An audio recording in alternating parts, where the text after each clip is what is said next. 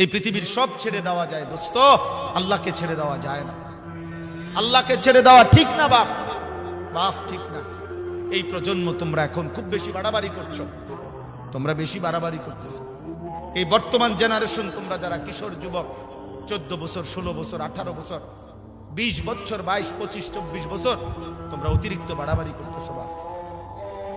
তোমাদের এই সীমাহীন অহংকার, তোমাদের এই অধ্যত্ব, তোমাদের এই গুনায় ভরা 24 ঘন্টার জিন্দিগি, তোমাদের উপরে খোদার কসম দুনিয়াতেই বড় সড় আযাব নিয়ে আসবে।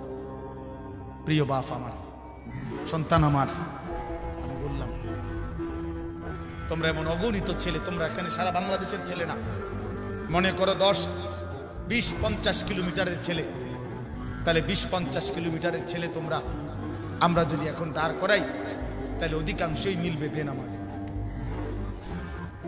সারাদিনে এক ওয়াক্ত নামাজ পড়ো না, 365 দিনে, খোদার 1 বছরে কোনোদিন ফজরের নামাজ পড়লা না।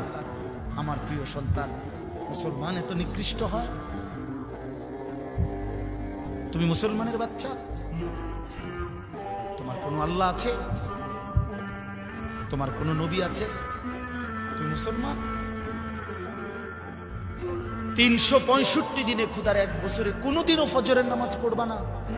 তুমি মানুষের বাচ্চা, তুমি মুসলমানের সন্তান। এক পবিত্র মা 2 বছর তোমাকে বুকের দুধ পান করাইছেন। এই 2টা বছর মা বুকের দুধ পান করাইতে কত লক্ষবার গালে মুখে চুমা দিছেন, আদর করছেন, বুকে জড়াইয়া ধরছেন। এই বাবা কতবার মাথায় হাত বুলাইছেন, কত হুজুরের কাছে, কত আলেমের কাছে, কত আত্মীয় স্বজনের কাছে তোমারে দাঁড় করাইছে, হুজুর মাথাটা মুছা দেন, আদর করে দেন, আমার বাচ্চারে যেন আল্লাহ মানুষ বানায়। কত মানুষের হাত বুলাইছে, দোয়া করে দিছে, তোমার চাচি, তোমার মামি, তোমার ফুফি, তোমার খালা, তোমার দাদি, তোমার নানি, তোমার দাদা, তোমার নানা, তোমার গ্রামের হুজুর, তোমার মসজিদের ইমাম সাহেব, তোমার মসজিদের মুয়াজ্জিন, তোমার এলাকার কোন আলেমে দ্বীন, এতগুলো মানুষের হাত বুলাই দিছে। মা তোমারে পবিত্র স্নেহে বুকের দুধ পান করাইছে।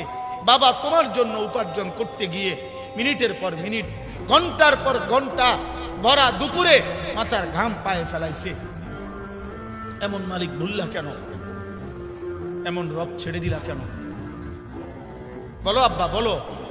আজকে ওয়াদা করো, আজকের রাত থেকে নামাজ পড়বা, বলো ইনশাআল্লাহ। এখন পড়বা, বলো ইনশাআল্লাহ। এই নওজোয়ান, এখন বলো ইনশাআল্লাহ। 30 বছরের নিচে যাদের বয়স, তোমরা হাত তোলো, হাত তোলো, যাদের বয়স 30-এর নিচে। কি পরিমাণ দেয়, বলো ইনশাআল্লাহ নামাজ পড়বো, ইনশাআল্লাহ ফজর পড়বো, ইনশাআল্লাহ। জোরসে বলো ইনশাআল্লাহ, আরো জোরে বলো ইনশাআল্লাহ। কোন নামাজ? কোন নামাজ? আবার বলো, জোরসে বলো, সবাই বলো ইনশাআল্লাহ।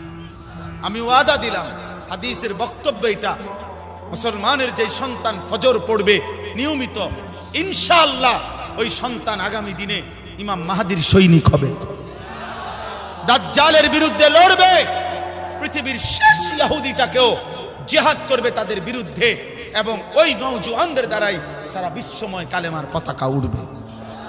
ফজরের মুসল্লি যারা মাহদির সৈনিক, তারা ফজরের মুসল্লি যারা দাজ্জালের বিরুদ্ধে লড়বে, তারা ফজরের মুসল্লি যারা ইহুদিদের বিরুদ্ধে জিহাদ করবে, তারা ফজরের মুসল্লি যারা বিশ্বময় কালেমার পতাকা উড়াবে, তারা ইনশাআল্লাহ। এটা হাদিস, এটা হাদিসের বক্তব্য থেকে বল। মাহদি আসবে, ঈসা আলাইহিস সালাম আসমান থেকে নামবে, দাজ্জালের জুলুম চলবে, আর ঈসা নবী আর মাহদি ফজরের মুসল্লিদেরকে সাথে নিয়ে শেষ যুদ্ধ দাজ্জাল এবং ইহুদিদের বিরুদ্ধে চূড়ান্ত শেষ লড়াই শুরু হবে ফজরের নামাজের পরে। ফজরের মুসল্লিদেরকে সাথে নিয়ে, ফজরের মুজাহিদকে সাথে নিয়ে আসরের নামাজের ভিতরেই মসজিদে আকসা বিজয় হবে, দাজ্জাল নিহত হবে, শেষ ইহুদি কুত্তাটাও নিহত হবে, ঈমানের পতাকা উড়বে ইনশাআল্লাহ। এটা হাদিসের বক্তব্য। যেন তোমার মতো মনে রাখো, নারী, ছবি, উলঙ্গ দৃশ্য, জিনা, ব্যভিচার, মোবাইলের অস্থিরতা, বেঈমানের মতো চুল চেহারা, তোমার মতো অপদার্থ ছাড়াও ইসলাম টিকবে, তোমার মতো আঙ্গাল কাঙ্গাল ছাড়াও ইসলাম থাকবে। তুমি কামে লাগবে নারী।